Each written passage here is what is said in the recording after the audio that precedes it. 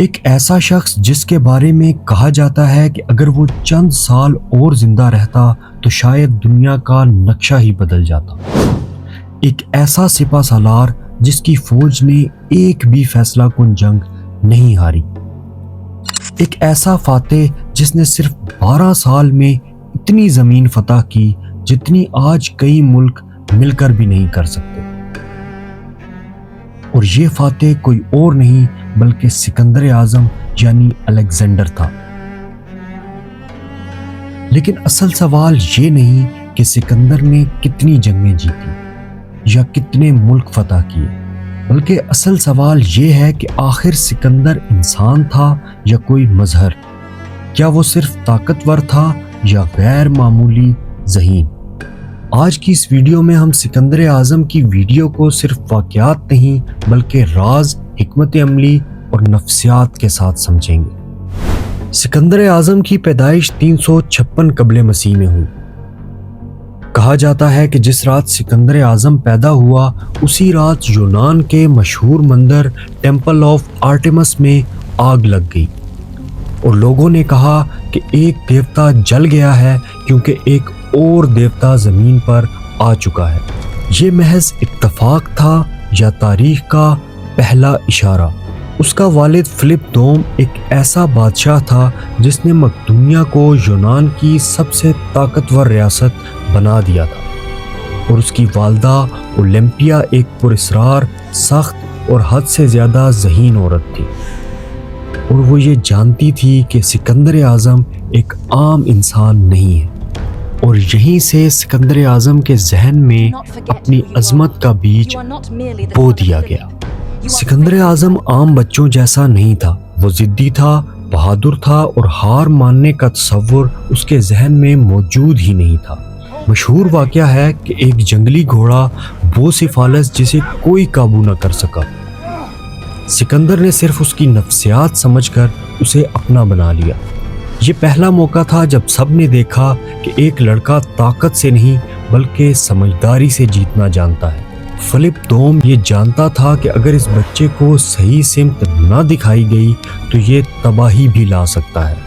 اسی لیے دنیا کے سب سے بڑے فلسفی ارسطو کو اس کا استاد بنایا گیا۔ ارسطو نے سکندر کو سکھایا کہ سیاست کیسے چلتی ہے، طاقت کو کب اور کیسے استعمال کرنا ہے، دشمن کو تلوار سے پہلے دماغ سے کیسے شکست دی جاتی ہے۔ ارسطو نے اسے بتایا کہ دنیا کو فتح کرنے سے پہلے انسان کو خود پر قابو پانا سیکھنا چاہیے، لیکن سکندر نے ایک بات چنی، یعنی دنیا کو فتح کرنا۔ 336 قبل مسیح فلپ دوم قتل کر دیا گیا۔ سلطنت لرز چکی تھی، یونانی ریاستیں بغاوت پر اتر آئی تھی۔ سب سوچ رہے تھے کہ یہ بچہ بادشاہت نہیں سنبھال سکے، لیکن سکندر نے وہ کیا جو کوئی توقع نہیں کر رہا تھا۔ اس نے تمام حریف قتل کر دیے، تخت کے دعوے دار قتل کر دیے، بغاوت کچل دی۔ یہیں سے دنیا کو معلوم ہوا کہ یہ لڑکا رحم نہیں کرے گا۔ 334 قبل مسیح میں الیگزینڈر نے ایشیا کی سرزمین پر قدم رکھا اور سامنے تھی فارس کی عظیم سلطنت،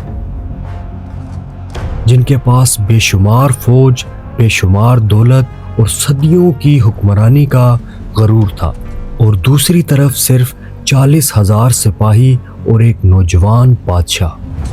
لیکن مسئلہ تعداد کا نہیں تھا، مسئلہ تھا سوچ کا۔ ان کی پہلی بڑی ٹکر دریائے گرانیکس کے کنارے ہوئی۔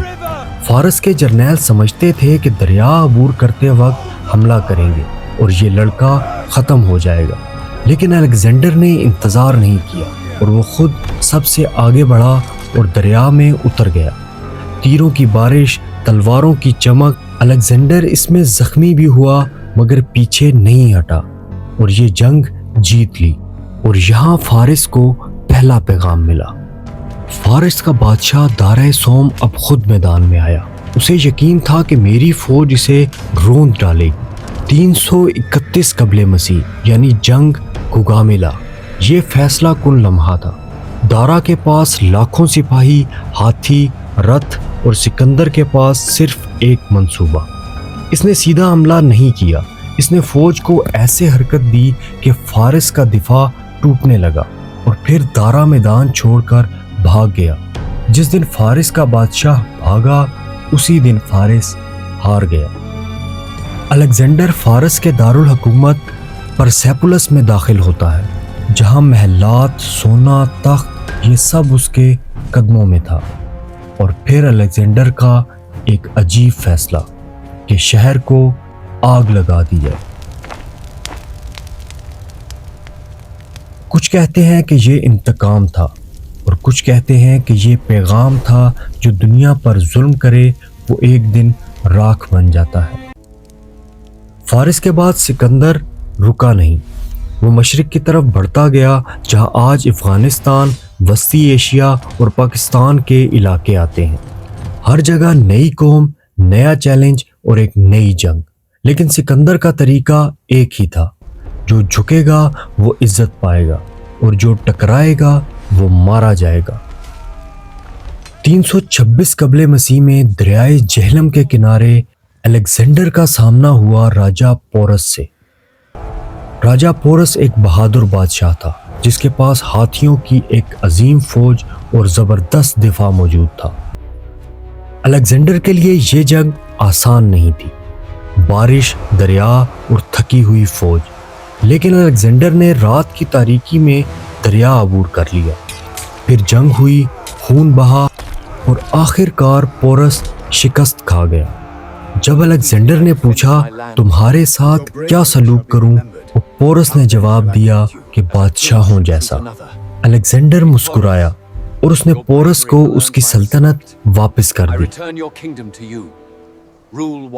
اور یہ وہ لمحہ تھا جہاں دشمن بھی الیگزینڈر کا احترام کرنے لگے۔ لیکن یہاں پہنچ کر ایک اور مشکل الیگزینڈر کے سامنے آ گئی۔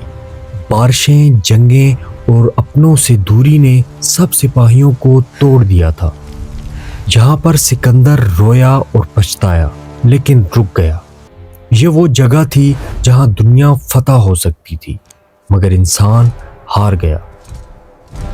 323 قبل مسیح الیگزینڈر بابل کے مقام پر بیمار پڑ گیا۔ بخار، کمزوری اور پھر 32 سال کی عمر میں وہ مر جاتا ہے۔ نہ کوئی واضح وارث، نہ کوئی مکمل منصوبہ، اور اس کی سلطنت اس کی موت کے ساتھ ٹکڑوں میں بٹ گئی۔ لیکن ایک چیز آج بھی زندہ ہے اور وہ ہے اس کا نام۔ الیگزینڈر وہ انسان تھا جس نے ثابت کیا کہ دنیا نقشے سے بڑی نہیں، مگر انسان کی سوچ بڑی ہونی چاہیے۔ سکندر اعظم مر گیا، اس نے بہت سلطنتیں توڑیں، مگر ایک ایسی سلطنت نہ بنا سکا جو اس کے بعد بھی قائم رہتی۔ شاید اصل فتح زمین کی نہیں ہوتی، اصل فتح وقت کی ہوتی ہے، اور وقت نے سکندر اعظم کو امر کر دیا، کیونکہ آج بھی تاریخ جب بھی طاقت کی بات کرتی ہے تو سب سے پہلے ایک ہی نام آتا ہے، سکندر اعظم۔